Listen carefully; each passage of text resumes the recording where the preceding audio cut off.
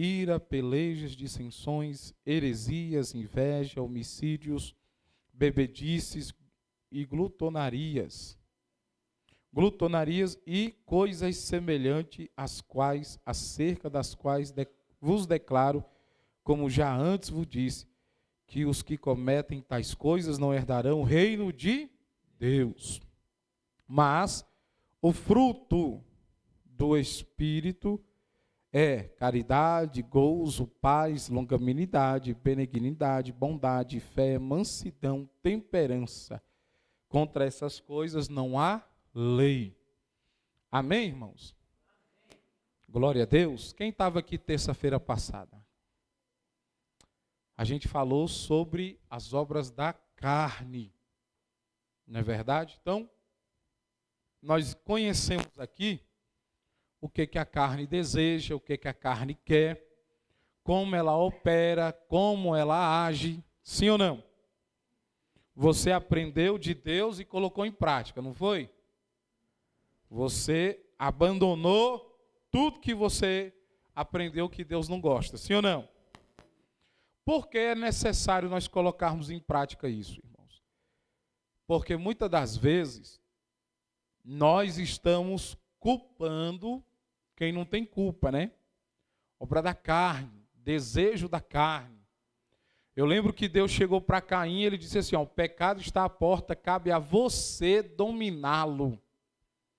Então, muitas das vezes, quando nós pecamos, nós queremos pôr a culpa, né, no espírito imundo, no diabo. Ele faz o show dele, ele projeta as coisas dele, sim, mas o prato que ele põe, ele não te obriga a comer.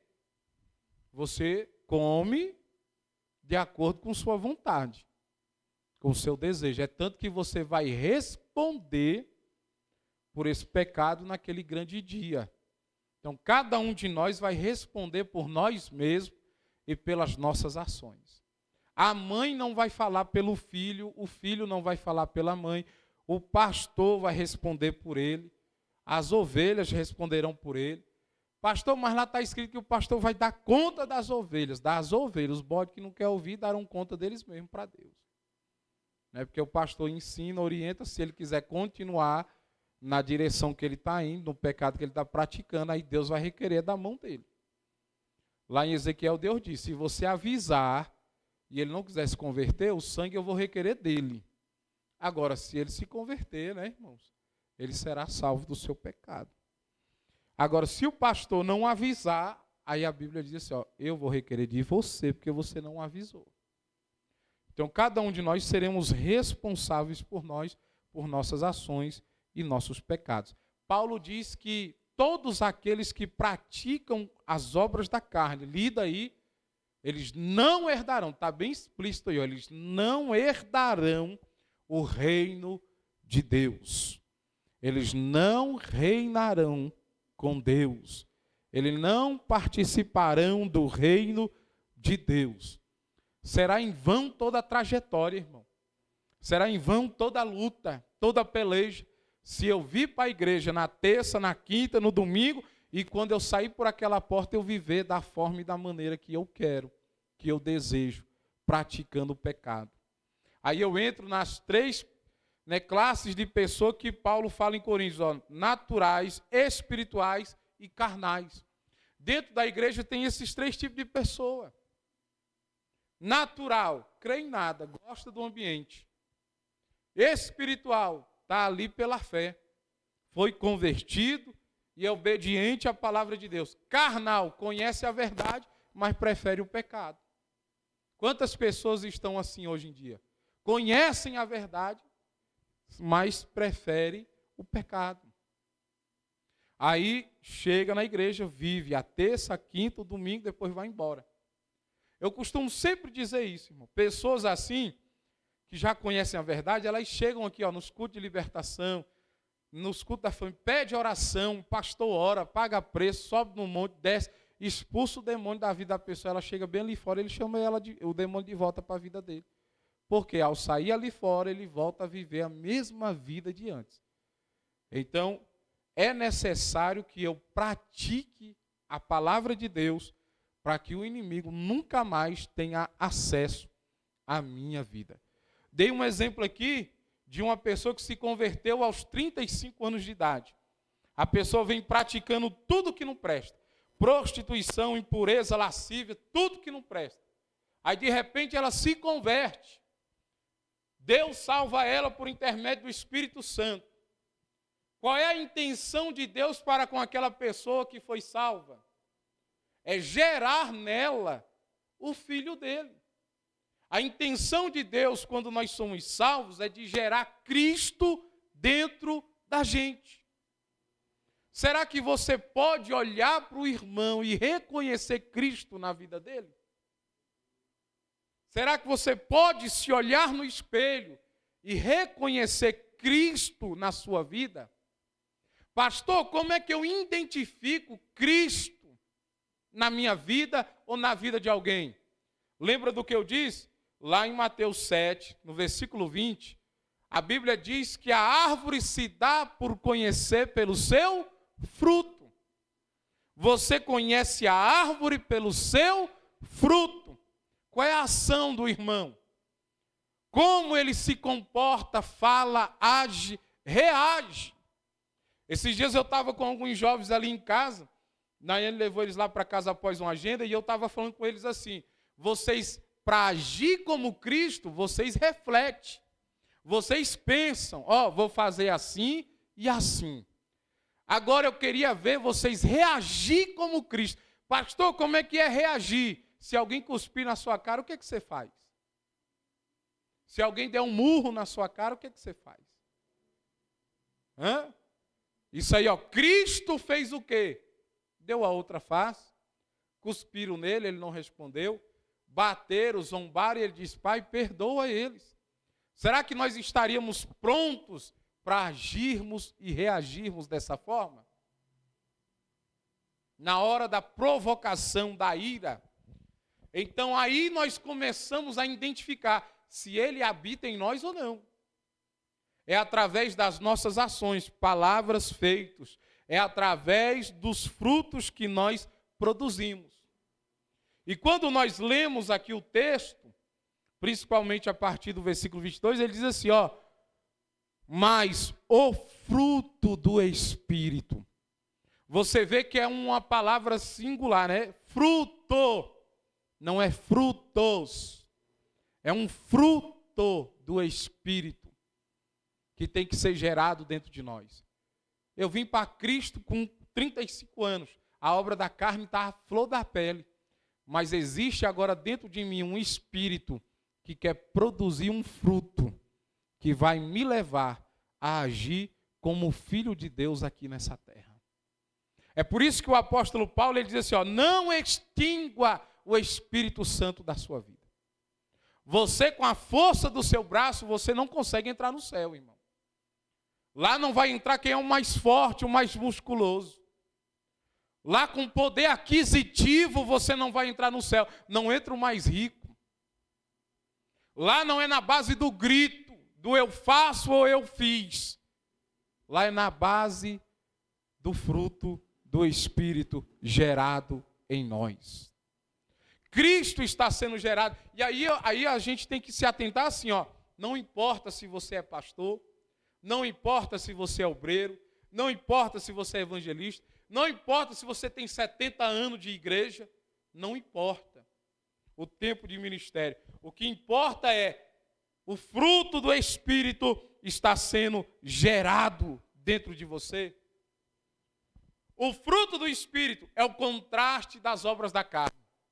A obra da carne te leva para o pecado, para a ambição, para a soberba. Mas o fruto do Espírito te leva para a humildade. O fruto do Espírito te leva a ceder. O fruto do Espírito te leva, muitas das vezes, à humilhação. Nós estamos aqui, irmãos, muito mal acostumados com o Evangelho, que fala só de vitória, de poder, que o crente vai vencer, mas a gente muitas das vezes se esquece que o Espírito que está dentro de nós nos leva para o vale, para o deserto e muitas das vezes para a humilhação. Eu estava conversando hoje com alguns irmãos e disse, o apóstolo Paulo, nas cartas pastorais, quando ele convida Timóteo para estar do lado dele, geralmente o convite é para dor e sofrimento. Eu tenho certeza que ninguém aqui andaria comigo se eu dissesse assim, vem participar das dores, do sofrimento. A gente quer participar do banquete, da bênção. Mas você vai ver que Ezequiel foi conduzido para o deserto, não foi pelo diabo, foi pela mão de Deus. Cristo foi conduzido para o deserto, não foi pelo diabo, foi pelo Espírito. Então, muitas das vezes, para o Espírito gerar em nós esse fruto, ele vai usar da humilhação. Ele vai usar da aflição. Como é que se faz da semente do trigo a massa do pão? Não é triturando ela? Como é que se tira azeite da azeitona? Não é espremendo ela? Como é que se tira o perfume da flor? Não é esmagando ela? Como é que se faz do barro um vaso novo? Não é pisando ele? Então, para que o fruto seja gerado dentro de você, muitas vezes você vai passar pela prensa de Deus. Eita, meu Deus, acabou até o glória. Agora, para você viver a obra da carne, prostituição, impureza, lascívia, o diabo não está nem aí. Você pode ser rico, soberbo, arrogante, fazer o que você quiser da sua vida. Você estando do lado dele, ele nem se preocupa contigo. Tem uma frase que eu acho muito interessante, que diz assim, se tu não encontrar o diabo, tu não bater de frente com o diabo na tua caminhada de fé, pode ser que você está caminhando do lado dele. Por isso que você não bateu de frente ainda. Então a gente tem que entender que é um conflito, é um contraste. A obra da carne, ela satisfaz nosso prazer e nosso coração. Satisfaz o nosso desejo. Satisfaz nossa vontade. E o fruto do Espírito, muitas das vezes, para ser gerado em nós, faz com que a gente sofre. Com que a gente seja, muitas das vezes, humilhado. Esmagado por Deus. Mas o fruto do Espírito, quando ele é gerado dentro de nós, ele nos leva a um viver de integridade. O fruto do Espírito, quando ele é gerado dentro de nós, ele nos faz viver com integridade. Quantos querem viver com integridade na presença de Deus? É necessário que o fruto do Espírito seja gerado dentro de você. Pastor, como é a maneira de identificar se eu, como crente, já estou gerando esse fruto dentro de mim e eu estou caminhando para a vida eterna? É muito simples. Quem controla a sua vida? É os desejos, os impulsos da carne ou é o Espírito Santo de Deus? Falar é fácil, cantar é fácil, viver, eu quero saber viver. A gente chega muitas das vezes para Deus e diz assim, Deus, toma minha mente, meu coração, meu corpo, faz dele o seu santuário, faz aquilo que o Senhor quiser. Na primeira prova que a gente passa, a gente diz, Deus, deixa de lado o que eu disse, porque agora eu vou dar um murro naquela pessoa, já quer agir pela carne. Então, a gente vai identificar por quem dirige a nossa vida. Quem é que dirige os nossos impulsos, os nossos desejos, as nossas vontades? Eu faço o que eu quero ou eu faço o que a palavra de Deus manda? Eu faço o que eu gosto ou eu faço, muitas das vezes, a vontade de Deus, mesmo contra o meu gosto? Um exemplo, Deus manda você amar, perdoar. Só que muitas das vezes você não gosta da pessoa e você diz assim, Deus, esse mandamento aqui eu não vou acatar. Porque tal fulano não merece acesso à minha vida, meu perdão, não merece meu amor. Mas se você é uma pessoa dirigida pelo Espírito, o que você faz? Você faz o que ele manda ou o que você quer? Você faz o que ele manda. Olha só que interessante. Quantos aqui aceitou Jesus como Salvador da sua vida já? Quantos? Deixa eu ver as mãozinhas, participa comigo. Todos? Beleza. Agora eu pergunto, quantos aqui aceitou Jesus como Senhor? Tem uma diferença? Salvador, vai ali no bandido na esquina vendendo droga e pergunta para ele, você quer Jesus como Salvador? Quero, pastor, ora por mim. Aí você pergunta para ele assim, agora você quer Jesus como Senhor? Porque se ele for teu Senhor, é ele que manda em você. Aí ele vai mandar você sair da esquina, jogar essa droga fora, ir para a igreja e fazer o serviço na casa do Senhor que ele quer. Você está disposto que Jesus seja o seu Senhor? Olha só como a carne muitas vezes ela manda em nós e não o Espírito. Num culto como esse é simples. A pessoa consegue ir no shopping, a pessoa consegue ficar na frente da televisão, a pessoa consegue fazer um monte de coisa secular. Mas quando fala de culto, de ensino, de oração, de coisas espirituais, a carne quer. E muitas das vezes nós ouvimos o Espírito ou ouvimos a carne. Quem dirige a nossa vida? Não faça uma análise. Quem está dirigindo a sua vida? É o Espírito ou é a carne? Você está entendendo isso? É um contraste. Quem dirige a minha vida diz muito sobre quem eu sou, irmão. Se eu sou um crente genuíno ou se eu sou um crente meia pataca, que não fui convertido, fui convencido. Eu tenho que definir bem quem é que dirige a minha vida. Você lembra daquele filme Quarto de Guerra? Eu sei que a maioria dos crentes aqui já assistiu. Que a mulher chega em casa e dá um grito, uma ordem para Satanás e manda ele e diz, a partir de hoje, quem manda aqui, está disposto a fazer isso na sua casa? Aí tem que acabar o palavrão, o xingamento, as humilhações. Aí tem que acabar na televisão os programas imorais, os filmes imorais. Ser santo aqui, irmão, nesse reduto, é muito fácil. A santidade, ela tem que nos acompanhar fora deste ambiente. Nós temos que viver uma vida de integridade no contraste entre o espírito e a carne. Você vê, irmão, que no dia do culto, o crente consegue ir para todo tipo de canto, menos para a igreja. Menos para a igreja. E aqui eu não estou falando daqueles que adoecem, que trabalham. Não. Eu estou falando que o crente, ele consegue. Dia do culto, ele consegue falar assim, pastor, hoje eu não vou porque eu estou arrumando um problema. 24 horas por dia, 7 dias por semana, 30 dias por mês, mas ele só consegue resolver problema na hora do culto. A carne dele leva ele para onde ele quiser. Mas o Espírito Santo que ele diz que ele profetiza, que ele fala em línguas na igreja, que usa ele, não consegue levar ele para o culto.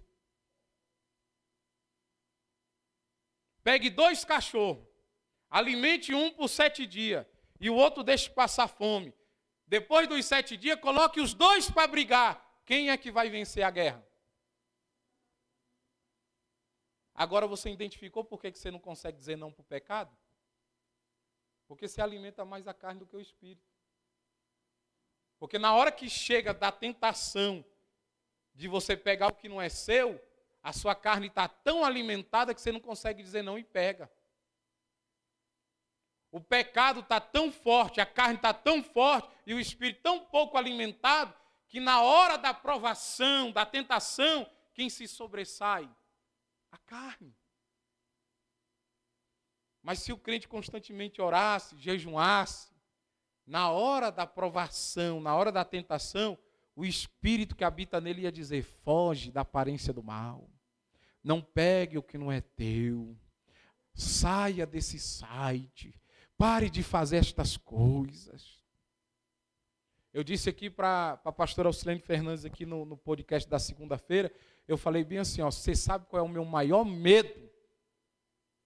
É eu pecar tanto, ao ponto de Deus dizer assim, com ele eu não falo mais. Porque tem um momento da nossa vida que a gente é tão dado ao pecado, que o Espírito Santo Romanos 1, 24, Romanos 1, 26. Deus vos entregou as paixões.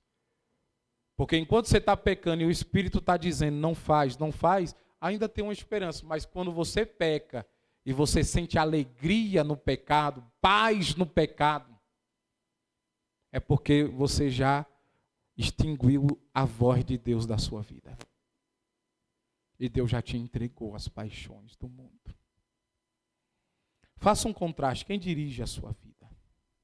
Primeiro fruto que o Espírito Santo vai produzir em nós se chama caridade. No grego, ágape, o amor genuíno. A intenção de Deus gerar Cristo dentro de nós é que nós amemos uns aos outros como Ele nos amou. A intenção de Deus de gerar Cristo em nós por meio do Espírito Santo é que nós tenhamos um amor não fingido uns pelos outros. Aquele amor que pega na mão, sorri na frente, mas quando a pessoa passa pelas costas, você encerra a cara e fica. Amor fingido, só ama na frente. Esse amor, ele não provém de Deus. O amor de Deus, ele coloca o interesse da outra pessoa em primeiro lugar. O amor de Deus, ele cuida da pessoa, mesmo que ela não mereça ser cuidada.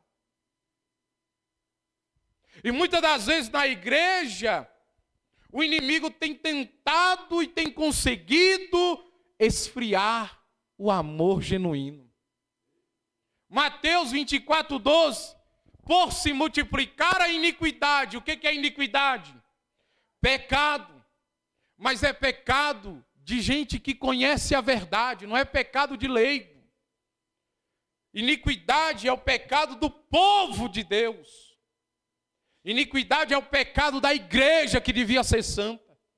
Como todos aqui são crentes, é o teu e o meu pecado que faz o povo não enxergar o amor genuíno de Deus neste lugar e não querer entrar neste lugar.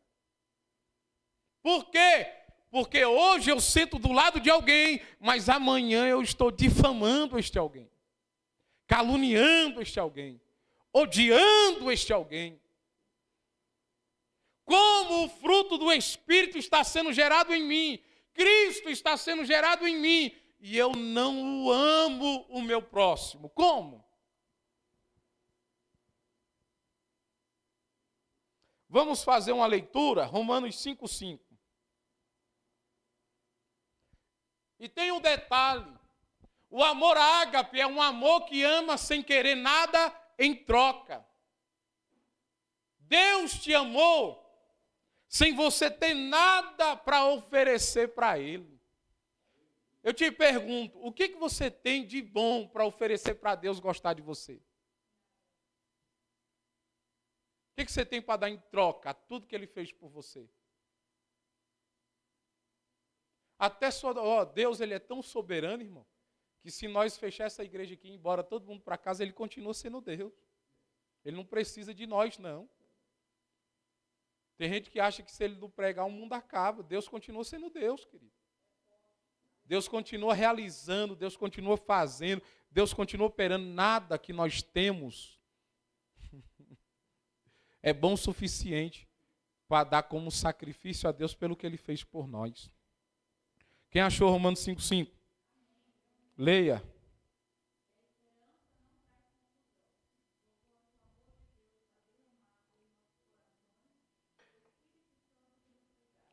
O Espírito Santo nos foi dado e Ele trouxe consigo o amor de Deus.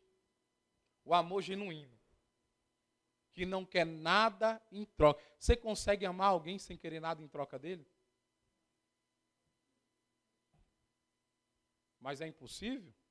Se a Bíblia está dizendo que o Espírito Santo está em nós operando esse amor, então não é difícil para quem possui o Santo Espírito. A gente acha que a gente é bom, irmão. Aí eu chamo o Wesley para comer na minha casa. Mês que vem o Wesley se sente obrigado a me chamar para comer na casa dele. Chama 10 mendigos para comer na tua casa, que eles não têm casa para te chamar para comer. Você vai amá-los sem querer nada? O problema é esse, que a gente não expressa amor, a gente faz favores uns aos outros. Deus não se agrada. Até as nossas obras. Hoje eu estava refletindo sobre isso. As nossas obras perante Deus são conhecidas como trapo de imundícia. Por mais belo que seja o trabalho, se arranca lágrima, faz alguém chorar, se não é feito com amor genuíno, para Deus é obra de madeira e feno e palha, não vale. Paulo disse, se eu queimar o meu corpo como sacrifício, mas se for para exibição, não for por amor, nada vale. Se eu vender tudo o que eu tenho, dar aos pobres, se não for por amor, nada vale. Agora, como é que sai da nossa boca um eu te amo, Deus, se não sai da nossa boca um eu te amo, meu irmão? Se você odeia, irmão, o seu próximo, automaticamente está odiando quem o fez. Se você não ama o seu irmão que você vê, como é que amará a Deus a quem você não vê?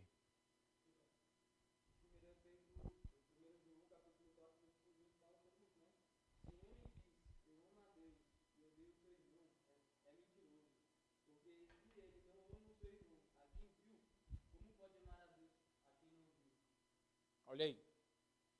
E aquele que diz, né? Eu amo a Deus, mas não amo seu irmão, a Bíblia diz, é mentiroso. E quem mente é o quê? Pois é. Vamos mudar essa paternidade.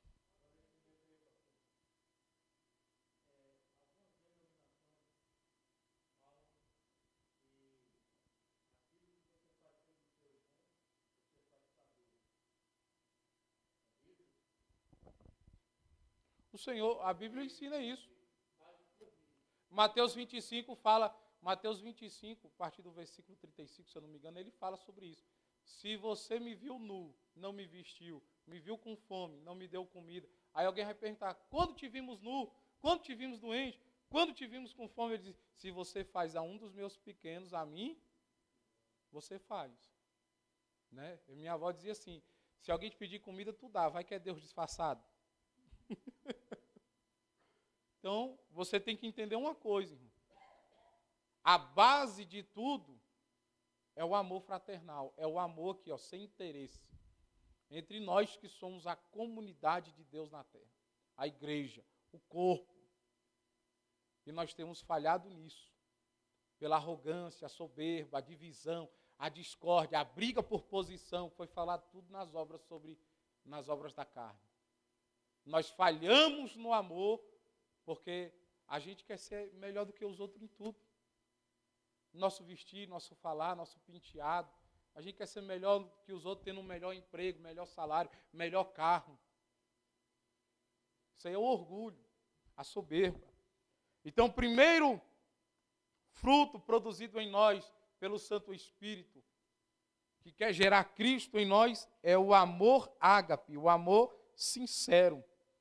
Amém? Já foi lido aqui alguns textos, creio que os irmãos anotaram. Segundo, o Espírito Santo, quando ele habita em nós e começa a gerar a Cristo dentro de nós, ele quer nos trazer o gozo. Esta palavra gozo é a sensação de alegria baseada no amor, na graça e nas bênçãos e nas promessas de Deus sobre a nossa vida. O crente, que ele recebe a salvação, que ele recebe o Espírito Santo, e nele começa a ser gerado Cristo, ele sente o amor de Deus, a graça de Deus, a bênção de Deus, as promessas de Deus, e nada faz ele ficar triste. Quantos aqui foi gerado em si o gozo? Pastor, mas o telhado lá de casa caiu. Mas a alegria é tão grande da presença do Espírito Santo na minha vida, que eu não consegui ficar nem com raiva, eu vou botar outro telhado. Bati o carro, vou arrumar. Pastor, você viu quem ganhou a política? Não me interessa. Eu estou baseado num reino que não é daqui. Pastor, mas na igreja ali fulano deu B.O., rompeu, caiu todo mundo. Não tem problema. Aquele a quem eu confio não erra, não falha, não me decepciona. Irmão, é disso que nós precisamos nos dias de hoje. Nós vivemos numa época em que os crentes, se eles forem chamados a atenção, faz beiço. Igual criança. Sai da igreja. Deixa de contribuir. Se não foi ele que teve a ideia, se não foi ele que foi chamado para fazer, ele faz a oposição, ele faz o papel do diabo, se opõe ao trabalho. Vai nos cantinhos e fala, ó, vai ter isso daqui, mas se eu fosse você, eu não ia não. Porque ficou chateado. Mas o gozo é que em meio a catástrofe, calamidades, problemas, eu estou baseado no amor de Deus. Eu estou baseado nas bênçãos de Deus. Eu estou baseado nas promessas de Deus. Pode ter errado agora, pode ter falhado agora, pode não ter dado certo agora, mas eu vou me levantar, vou continuar, porque eu tenho uma promessa, a graça de Deus está comigo, e a bênção vai chegar na hora certa, no momento certo, porque Deus é fiel para cumprir a sua palavra. Filipenses 1,14, quem pode ler? Salmos 119, 16, mais um texto para nós ler. Vamos ler esses dois. Filipenses 1,14.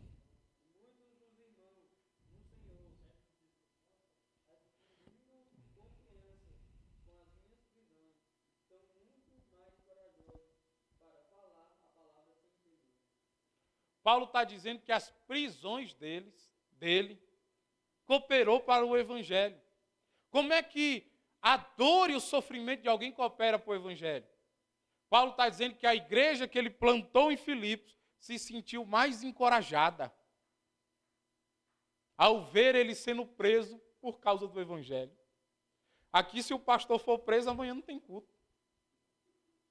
O pastor for preso por pregar o evangelho ou falar alguma coisa aqui contra o aborto, o homossexualismo, e alguém vier, é homofóbico, prender, os irmãos botam a mão na cabeça e saem correndo, dizendo, acabou, acabou, acabou. Como é que é? A tua fé ela está embasada em quê? No homem? No sistema? Ou em Deus? Esse gozo fez Paulo e Silas cantar na prisão.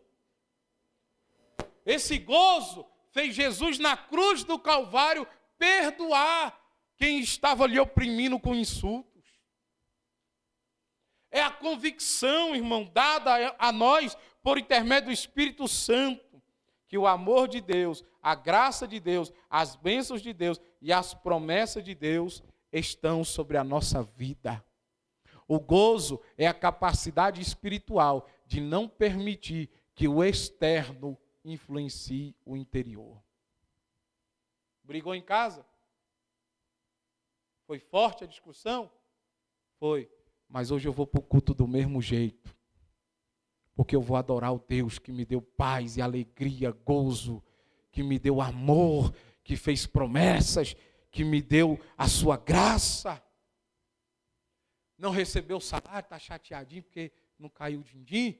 Vai adorar, irmão. Está doente? Vai adorar. Está com problema? Vai adorar. O gozo, ele motiva você em meio às dificuldades para que você continuar adorando a Deus. O Salmo 119, versículo 16.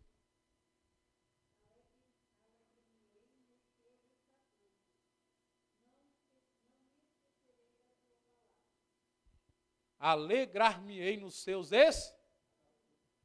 estatutos, palavra, mandamentos. Aonde é que está a alegria do salmista aí? No governo, na política, no pastor, no rei? Aonde é que está a alegria aí do salmista? Na palavra de Deus. Onde é que está a tua alegria? Irmãos, crente recebe profecia aqui direto, palavra aqui de Deus direto. Deus tem obra, Deus vai fazer, Deus é contigo. Os crentes ainda têm coragem de atravessar aquela igreja ali, irmão, com as caras de maracujá chupado. Não, é verdade isso. Todo dia Deus motivando o crente, sou contigo, tenho promessa na tua vida. Aí o crente liga, pastor, o que foi? Acabou o mundo. Não, pastor, o pneu do meu carro furou, hoje eu não vou não. Queridos, se as coisas externas influenciar o teu interior, sinto muito, mas você não vai muito longe. A tua fé vai minguar muito cedo. Então receba gozo da parte do Espírito Santo, se baseia no amor, na graça, na bênção e nas promessas de Deus, para você ter alegria na hora das dificuldades. Amém? Terceiro, a paz. Nós recebemos através do fruto do Espírito Santo, quando ele começa a habitar em nós, a paz. É por isso que um crente, quando ele encontra outro, ele diz o quê? De quem? Então não fique mandando a paz para mim não, que eu não sei de quem é. Você tem que falar a paz do Senhor. Amém? Tem uns crentes que eles não têm força de dar a paz do Senhor. Vocês conhecem uns crentes assim? É porque ele não tem paz. É que ele não tem paz. Mete uma graça no meio, pelo menos não fica só a paz, né? Ó, a paz é a quietude de coração e de mente, baseada na convicção de que o seu Pai Celestial está pleiteando a sua causa. Vem cá, Nathaniel. Você sabe o que é ter paz com Deus? Sabe aquele marido atribulado, aquele filho atribulado, aquele patrão atribulado? Você faz assim, ó. Deus, em tuas mãos eu entrego, Senhor, os meus problemas, meu marido, meu filho, todos os meus problemas, meu patrão está em tuas mãos, Deus, resolve para mim. Aí Deus está disposto a entrar na causa por ti. Só que tu é tão atribulado de mente, de coração, fica mandando mensagem, pastor, pelo amor de Deus, ora! Pastor, chama os irmãos para orar. Atribulado. Que aí você chega em Deus e diz assim, o senhor não sabe resolver nada não, me dá aqui, eu resolvo do meu jeito. Senta lá. Você põe na mão de Deus e logo depois, você não tem paz, irmão. Quem gosta de andar com alguém que reclama, que murmura, que não tem paz, é perturbado? Quem? Ninguém. Então, se você confia em Deus, se você está bem resolvido na fé, tudo que você coloca nas mãos de Deus, tenha paz, porque Ele vai resolver. Agora a gente fica atribulado, angustiado, aí a gente quer tomar as rédeas das mãos de Deus para a gente fazer do jeito que a gente quer. E aí dá tudo errado, aí a pessoa diz, o pastor não está orando, a igreja não está orando. Não, é porque tu não teve paz para esperar. Porque quem tem paz tem paciência, sabe aguardar. Quem tem paz, aguarda Deus agir, Deus falar, Deus conceder. Vamos ler Romanos capítulo 15. 33, Filipenses 4:7. A paz de Deus, irmão, é uma confiança no nosso Pai Celestial. Romanos 15, 33.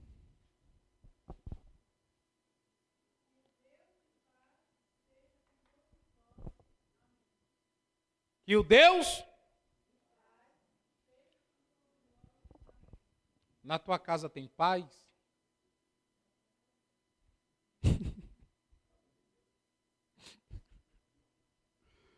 Ai, Jesus, tem misericórdia. Se não tem, o que está faltando lá? Um Deus de paz. Conflito, quer... Ó, irmão, esse negócio de picuinha, ira, rixa, no meio do povo de Deus, é simplesmente a ausência do Deus de paz. É o Deus de paz que não está sendo invocado ali. Deus ama, irmão, quem traz paz. Deus ama a pessoa que chega com a paz. Por isso que Jesus disse, ó, quando tu chegar na casa de alguém, tu diga assim, ó, paz seja convosco. Se aquela pessoa não quiser a paz, que a paz volte para a sua vida.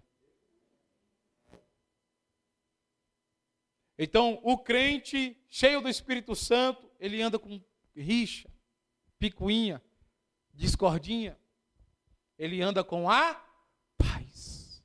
Como é que eu sei que o crente é crente? Primeiro, amor não fingido, amor original. Segundo, em meio às catástrofes, ele tem gozo, alegria, porque ele está alicerçado na promessa, na graça.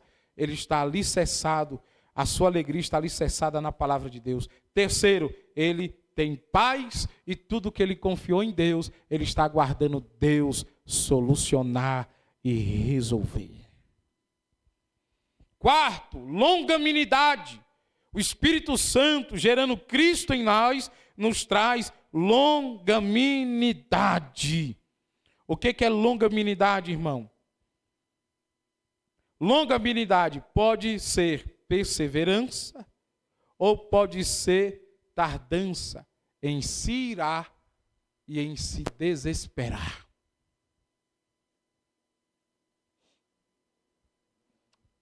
No dia que meu tio ligou para mim, para dar a notícia que a vozinha tinha morrido, Nayane tinha ligado, eu falei isso aqui hoje também, Nayane tinha ligado para o Wesley e para o Daniel, vim aqui da igreja, que eu estava aqui, vai lá e fica lá porque eu não sei como é que ele vai reagir. Aí eu falei para o tio que eu ia passar lá, pegar ele, nós íamos para Goiânia, porque era lá que ela estava, e a gente foi no meio do caminho conversando, na tranquilidade, os meninos chegou aqui, conversou comigo, eu falei, eu estou tranquilo. O que a gente pode fazer quando uma tragédia acontece? O que vai adiantar você se desesperar, você berrar, você gritar, você espernear como uma criança? Olha para mim, quando teu filho se joga no chão, faz birra, se esfrega no chão, né? Você dá o que ele quer? Se você dá, você está mal acostumando ele. Você vai criar um adulto infantilizado. Agora, esse dia eu estava contando para os irmãos aqui, ó, eu vi um camarada, 29 anos de idade, ele encostou o carro no outro aqui na BR, ele desceu, ficou chorando, irmão. Igual uma criança. E a gente passando devagarzinho, ele falando para a menina que estava, liga para minha mãe, liga para minha mãe. Ou seja, quem vai resolver o problema dele? A mãe. Adultos infantilizados são aqueles crentes que às vezes Deus está provando ele, não entregando imediatamente o que ele quer, aí ele faz birra com Deus. Faz charme com Deus.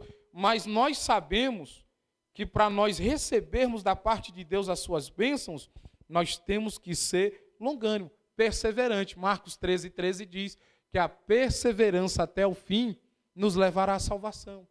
Ou seja, você não tem que ser crente uma semana, um mês, um ano, 2 anos. Você tem que ser crente até? Vai aparecer os problemas, as adversidades. Se você não for uma pessoa perseverante, você vai abandonar a fé. 1 Pedro 3,9 está escrito assim, ó, embora alguns julgam tardio o retorno de Cristo, ele está sendo longânimo, esperando que alguns se arrependam dos seus pecados. Cristo poderia vir hoje, mas ele está esperando o nosso arrependimento. Porque talvez nós não estamos prontos para ir, e a gente quer muito ir, sem saber nem qual vai ser o nosso destino. Que a gente está se achando legal, e Cristo está olhando e dizendo assim, falta muito ainda, meu Deus. Se arruma, menino. Então você tem que ter paciência. Você tem que ser tardio em se irar. Uma pessoa sem a longanimidade, você dá bom dia para ela, ela te xinga. Ela te maltrata. Ela não tem paciência. Olha como é que as mães estão lidando com os filhos hoje. As mães estão pior que as crianças. A gente repara algumas, eu não estou dizendo todas. O menino faz uma birra, arrasta uma cadeira na igreja, ela senta, cruza as pernas e fica assim, ó. Eu também não olho mais esse menino. E deixa o menino lá fazer o que quer. Não tem longanimidade para ser mãe. O marido olha para a esposa, bom dia, meu amor. Se for bom, eu te falo.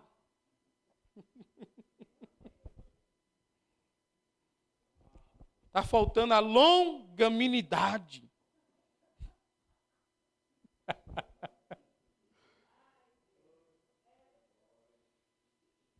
O marido, às vezes, sem paciência com a esposa sem paciência com o marido. Aí vem os conflitos, as guerras, os problemas, as agressões, as palavras de maldição. Está faltando o que, irmãos? Quinto, benignidade. O que é ser benigno, irmão? Uma pessoa benigna é aquele tipo de pessoa que não provoca dor nos outros. Hoje eu vi um irmão dizer assim, ó, eu prefiro ser humilhado do que ser quem humilha. Você prefere também? Quem você prefere ser na história? O agredido ou o agressor?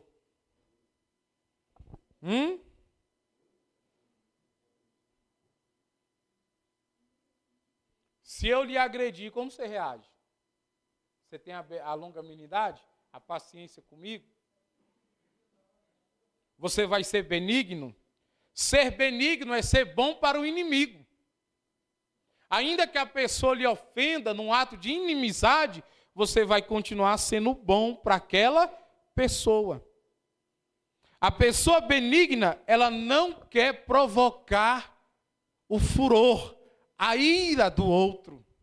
Ela não quer provocar mágoas, dores do outro. Você quer ver um exemplo? Você sabe onde é o calcanhar de Aquiles do seu parceiro, da sua parceira, do seu esposo, da sua. Você sabe que se você tocar naquele ponto, vai gerar. Mas na primeira conversa, quando você eleva os humores, o que você faz? Pá! No calcanhar de Aquiles. Aí voa panela, travesseiro, o pau quebra. Aonde é que está a benignidade dos casais? Aonde está a benignidade dos irmãos que congregam junto? Se eu sei que vai machucar, se eu sei que vai ferir, não fale, não faça. Não, pastor, eu vou botar para moer. Está faltando o Espírito Santo gerar o fruto dele na sua vida. Tem vezes que alguém chega com um jarro de flor e você já está com o estilingue mirando a pedra. Como diz a música por aí, vem quente, eu estou fervendo. Isso é entre pais e filhos. Sogras e noras, maridos e mulheres, entre irmãos que deviam se unir pelo um bem maior, mas estão com ausência de benignidade. Eu vou falar porque eu sei que vai tocar na ferida, vai doer mesmo. Deus é benigno com você, sim ou não? Você pecou, fez tanta coisa contra ele, você pediu perdão, o que ele fez? E qual foi a vez que ele te lançou no rosto? Mas você já está com isso aí entalado na garganta tem um mês, falando assim, ó, na primeira oportunidade, eu vou jogar, vou envenenar, vou dizer tudo o que eu quero. Seja mais benigno. Vamos ler Colossenses 3,12? 1 Pedro 2,3.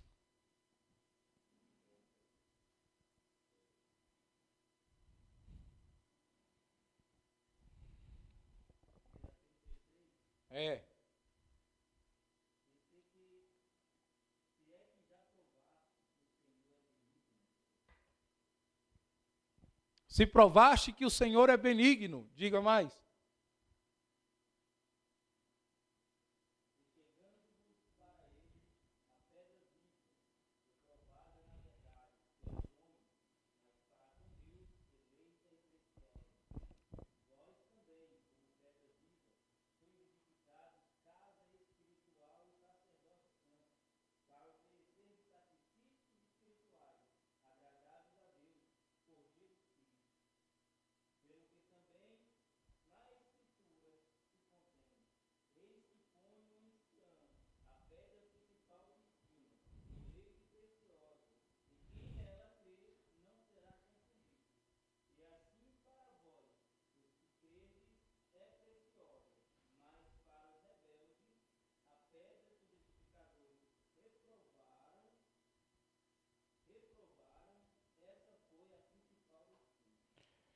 Quem já provou que Deus é benigno aqui? Acabei de falar, Ele te perdoou, te purificou. E qual foi a vez que Ele jogou na sua cara? Agora, quantas vezes você já jogou na cara o erro do outro? Então, se você provou que Deus é benigno, seja você também. Vamos lá. Cadê o Colossenses 3:12? 12.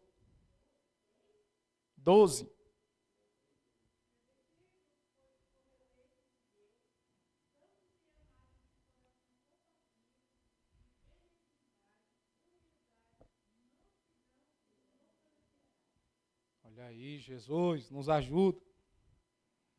Vamos para o 6º. Bondade. O que é bondade? Gerada em nós pelo Espírito Santo. É o zelo pela verdade e pela retidão.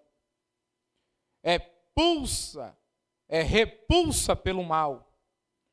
Pode se expressar em atos de bondade ou na repreensão e na correção do mal. A pessoa boa, ela não comunga com o mal. Se você tem visto o irmão falhando e errando, o que você faz? Faz fofoca, né? Porque repreender, eu não tenho visto ninguém fazer isso. É assim, ó, presta atenção. Eu vi o seu Mariano errando, o que eu faço? Chego até o seu Mariano com toda a benignidade, longanimidade, com gozo, com paz, com amor, e falo para ele, seu Mariano, o senhor errou. Se ele se arrepender, a Bíblia diz, ganhei o meu irmão. Ele se arrependeu, os pecados foram perdoados, ganhei o meu irmão. Então, bondade não é você dizer assim, você errou, meu bichinho, que Deus tenha misericórdiazinha de você. Bondade é você chamar o irmão para a verdade. É repulsa do mal. Só que muitas das vezes, dentro do próprio povo de Deus, a gente tem encontrado motivadores para o erro. Tem irmão que motiva o outro a pecar. Tem irmão que motiva o outro a trair a esposa, a trair o marido. Tem irmão que motiva o outro a se rebelar contra o pastor. Tem irmão que motiva o outro a sair da igreja. Sai mesmo, essa igreja não presta. Essa igreja... Tem irmãos que eles não têm um coração bondoso para com as outras pessoas. Nem para consigo mesmo, nem para com o seu próximo, nem para com Deus. Porque tem gente que ele se rebela até mesmo contra a vontade de Deus. A bondade também está em repreender aquele que está em pecado, em erro. Você tem coragem de fazer isso? A Bíblia ensina isso. Quando você vê o seu irmão, ligue para o seu pastor. É assim? Já que tu viu, fale com ele você. Pastor, ele não quis me ouvir. Chama 2 ou 3 testemunhas. Fala você e as testemunhas. Ele não quis ouvir. Traz para a igreja. Que aí a igreja vai ficar sabendo e vai julgar a causa do irmão.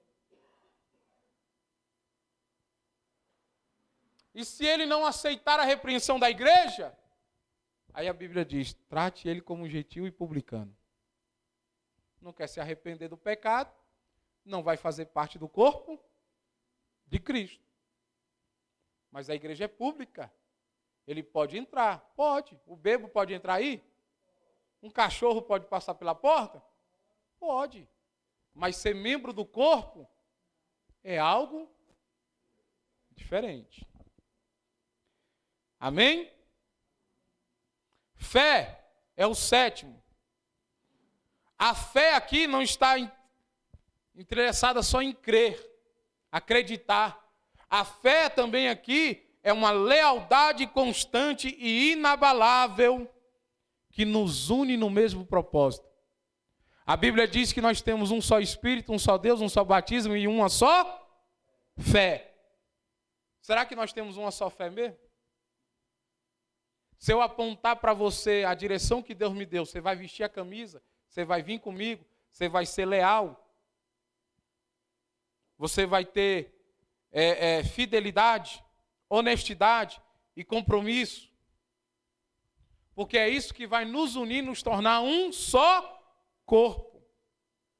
Vamos ler 2 Timóteo 2,2? E Tito 2,10?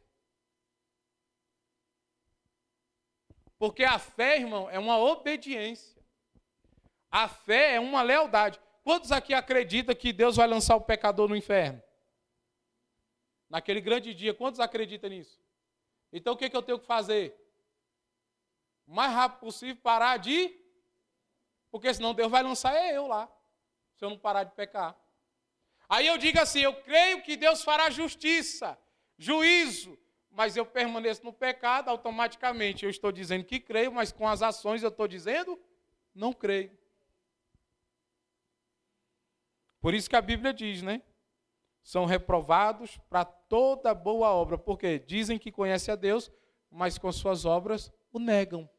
Ou seja, eu digo que eu tenho fé, mas minhas obras negam a Deus. 2 Timóteo 2,2. Quem achou?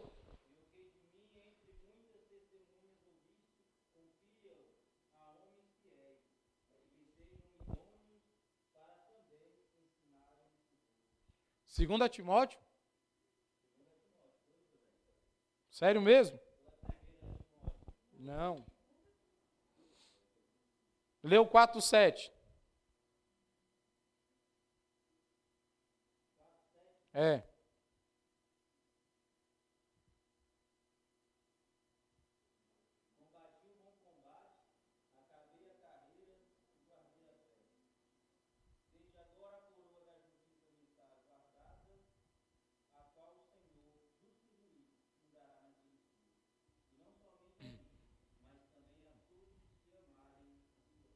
Paulo está dizendo que ele enfrentou guerras, lutas, problemas, combatia o bom, mas eu guardei de tudo nesta vida que nós temos que guardar, irmãos. Guardemos a fé em Deus, a lealdade para com Deus, uma lealdade constante, inabalável, uma lealdade que não é fingida, um compromisso sério e real e honesto com a sua palavra. Combati o bom combate, completei a carreira e guardei Tito 2,10.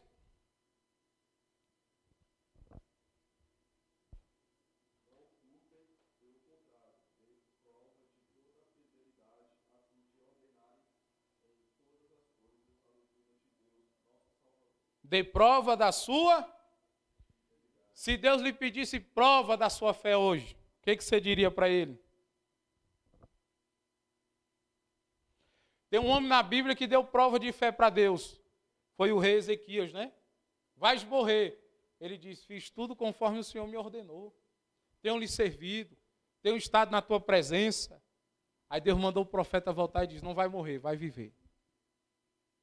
Nós podemos dar uma prova de fé para Deus assim? Tenho feito tudo que o Senhor me ordenou fazer. Tenho feito tudo que o Senhor... Isso é fé. Isso é fidelidade. Isso é honestidade. Fazer tudo conforme Deus. Só o Espírito Santo pode gerar uma fé genuína dentro dos nossos corações. Uma fé não fingida. 8, mansidão. A mansidão é moderação associada à força e à coragem. O que é isso?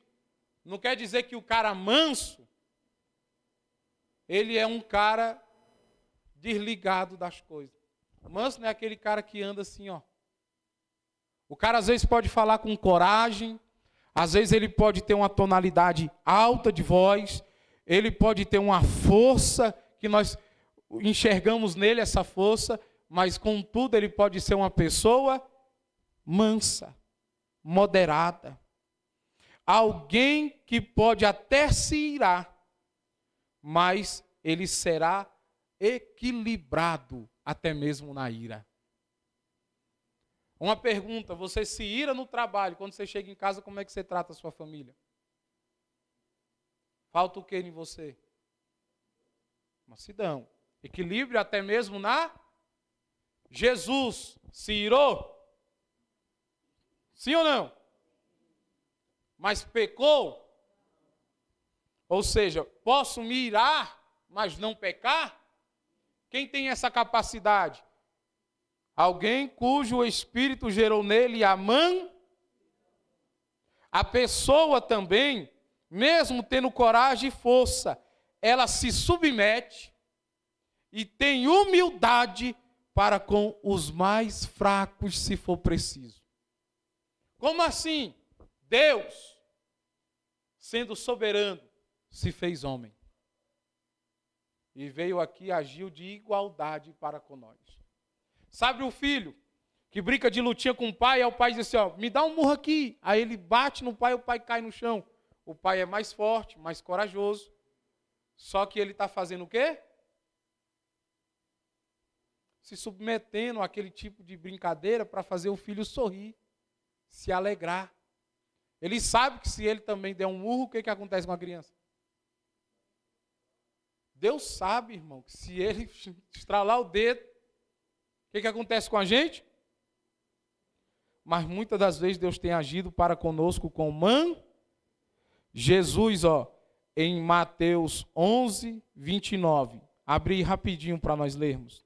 Mateus 11, 29. Jesus era manso e humilde. Era, não é, né? Ele é manso. E o que ele fala nesse versículo aqui? Ele diz assim, aprendei. Jesus está nos chamando para aprender com ele a como ser manso e humilde de coração. Pode falar.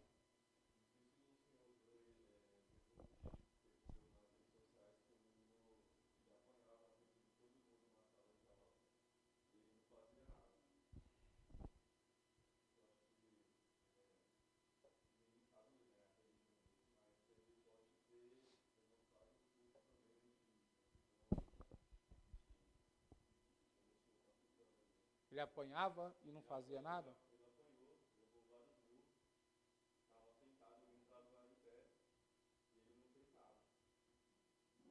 É?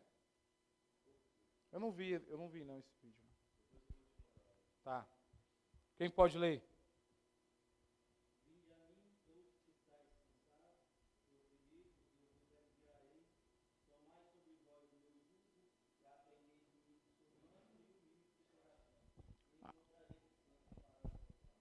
Amém.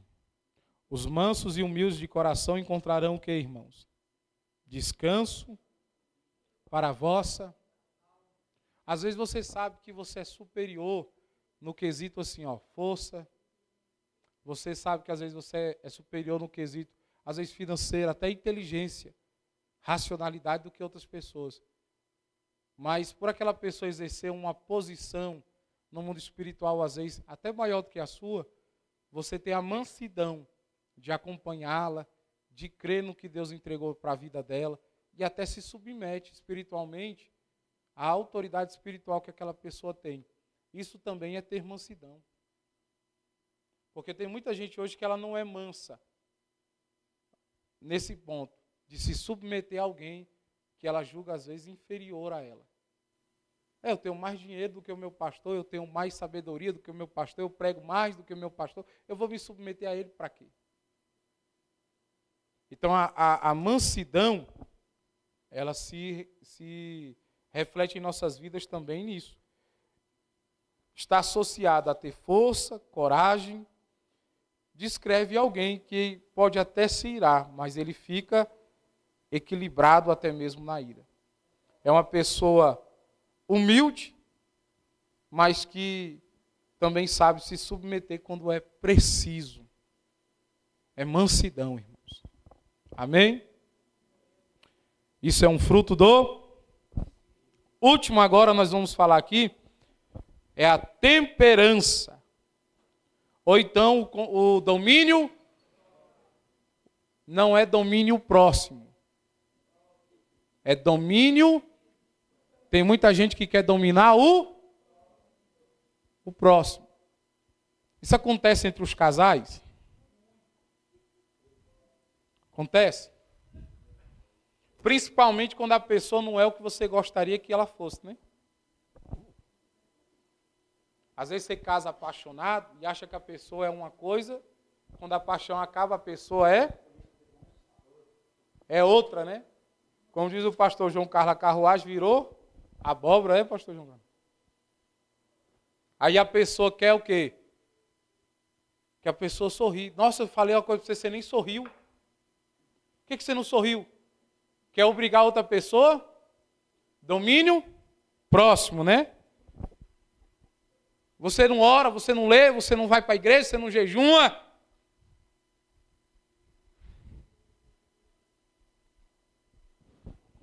Mas a Bíblia diz que você não tem que dominar o próximo, você tem que dominar a si mesmo. Controle próprio das suas ações. Controle próprio dos seus desejos. Controle próprio das suas paixões. Até mesmo dos seus interesses. Você tem até interesse. Você tem até paixões. Você tem até emoções. Mas quando você sabe que tudo isso vai te conduzir para fora da presença de Deus, o que você faz? Domina. A palavra vem na língua. Vou gritar. O que você faz? Domina. Os olhos até saltaram, brilhou. O que você faz? Domina. Você sabe que a maior prova de domínio próprio é o casamento? Eu conversava com alguém aqui esses dias, estava falando assim, ó. Você acha que a pessoa que você vai casar é a mais bonita? Sim ou não? Quem casou com o mais bonito do mundo ou a mais bonita do mundo aqui? Para de mentir, Nayane. Quem casou? Não casou, gente. Para de mentir. Fala uma verdade. Você não passou por uma mulher mais bonita que a sua já, não? Fala para apanhar, fala.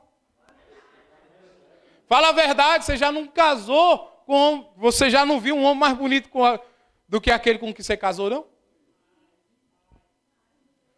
Irmão, alguém mais rico do que você escolheu. Uma mulher mais rica. Sim ou não? Só que casar com alguém requer que você recuse todos os outros. Porque o que você escolheu foi aquele. Não é o mais bonito, nem o mais rico. Mas foi aquele que você... É por isso que eu costumo dizer para os jovens aqui, ó. Casamento é uma arma com um tiro só. Deu, acabou. E se errar o alvo, pastor, bota na cintura a pistola e sai correndo doido. Porque não tem outro tiro, não. É até que a morte... Sério, olha, eu estava lendo um livro esses dias e o pastor falou assim, no livro, aconselhando pastores. Ele disse que um pastor chegou para ele e confessou assim, eu me apaixonei por outra pessoa. O que eu faço? Eu achei interessante, Fran, o conselho do pastor experiente. Ele disse assim, você não está isento de ter vontade. Porque paixão é vontade. Você não está isento de ter desejo. Porque paixão é... Você não está isento de agir como idiota. Porque paixão é agir como... Vocês sabiam disso? Que paixão equivale a uma deficiência mental? E que tem duração de tempo? Ou seja, depois passa. Você fala assim, fulano tem chulé. A pessoa apaixonada diz assim, eu amo o chulé dele. É assim ou não é? Hã? É assim ou não é? A paixão é assim. Então vocês se apaixonaram errado. Porque a mãe fala assim, ó, não presta, não trabalha, é preguiçoso. Aí você, mãe, mas eu amo. É assim ou não é? É, irmão. Todo mundo fala, ó, é barrigudo, tá caindo o cabelo, mas eu me apaixonei foi por ele. Aí quando a paixão acaba, irmão, que aí você vai enxergar o que os outros falavam. Agora escuta isso. Aí o pastor diz, você não está isento. O que você tem que fazer agora? Você tem que pedir ao Espírito Santo que aumente 70 vezes mais o domínio próprio na sua vida. Por quê, pastor? Porque quando você ver essa pessoa, você tem que se dominar e repreender esse sentimento no seu coração. Porque você já pertence a outra pessoa. Então ninguém está isento, irmão, de gostar, de querer fazer, mas nós devemos dominar as nossas paixões, os nossos desejos. O que eu mais vejo é os irmãos publicando assim, dá vontade de meter a mão em fulano, mas eu não meto porque o Espírito Santo não deixa. Quem tem o Espírito Santo e quem não tem, faz a bobagem. Não se domina. Agora eu te pergunto, as suas ações te servem ou você serve às suas ações? As suas vontades são para te servir ou você serve às suas vontades? Os seus prazeres são para te servir ou você para servir os teus prazeres? Quem é que manda aí? Se são os desejos, se são os prazeres, lhe falta domínio próprio. Então, antes de querer dominar alguém, domine a si. Se coloque sobre os seus pés, em nome de Jesus. Domine a si. Domine a si mesmo. Hoje mais, o que o mundo mais faz hoje em dia? Ataca nossas emoções, nossos desejos, nossas vontades.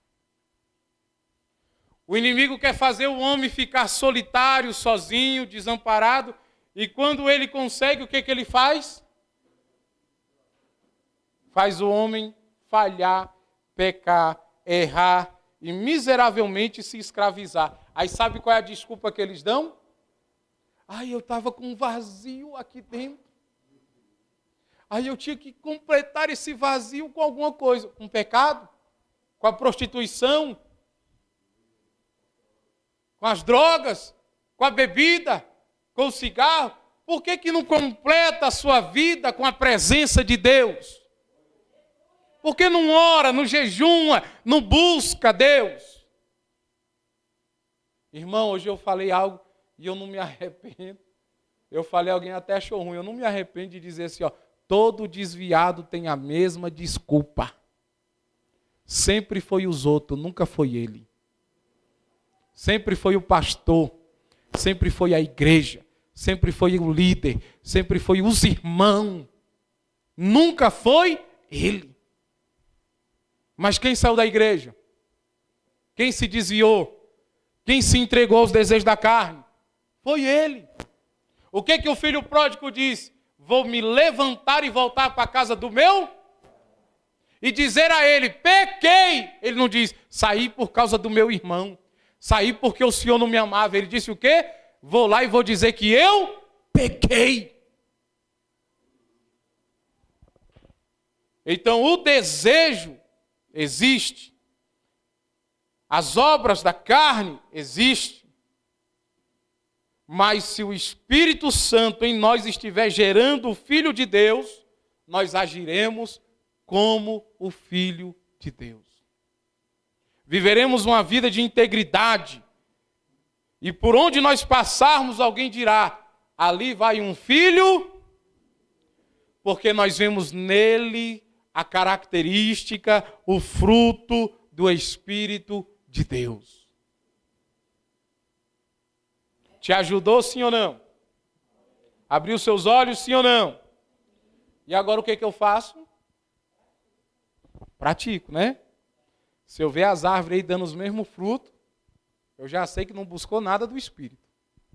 Mas se nós buscarmos o Espírito vai nos fazer agir melhor a cada dia. Tá bom? É o Espírito que faz o adúltero largar o adultério. Não é a campanha de 7 quinta-feira, não. Porque você pode fazer a campanha de 7 quinta-feira, mas se o Espírito Santo não vier sobre a tua vida, você nunca vai largar o pecado. Você nunca vai agir como Cristo. Então o que você tem que buscar? O Espírito Santo de Deus. Vamos orar agradecendo? Evangelista Wesley, vem cá em nome de Jesus. Quinta-feira tem a campanha, 7h30, direção do pastor Érico, pastor Isaías. Será o quarto elo da campanha ou o quinto? É o quinto, né? É o quinto. Quinto elo, né? Vem cá. Quinto elo da campanha. Sexta-feira, encontro de casal. Quem vai? Cadê o domínio? Domínio próprio. Vamos lá, irmãos. Não deixa a carne te levar para outro lugar, não. Vamos orar, irmãos, agradecendo? Pai Santo, Pai querido, em Teu nome, meu Pai, te louvamos e bendizemos o Teu santo e poderoso nome. Obrigado, meu Pai, por esse ensino, meu Deus.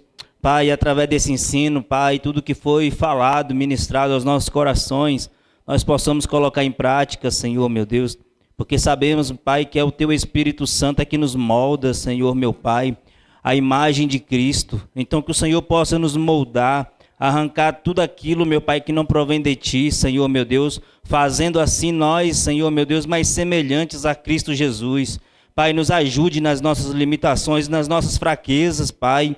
Em nome de Jesus é o que nós te pedimos nessa noite, Senhor. Abençoa o Teu povo, conduza cada um, meu Pai, em segurança para os seus lares, em nome do Pai, do Filho e do Espírito Santo de Deus. Faça assim com as suas mãos, que o amor de Deus, a graça do nosso Senhor e Salvador Jesus Cristo, a comunhão e consolação do Espírito Santo de Deus possa estar sobre as nossas vidas, não só hoje. Todos digam, está terminado em nome de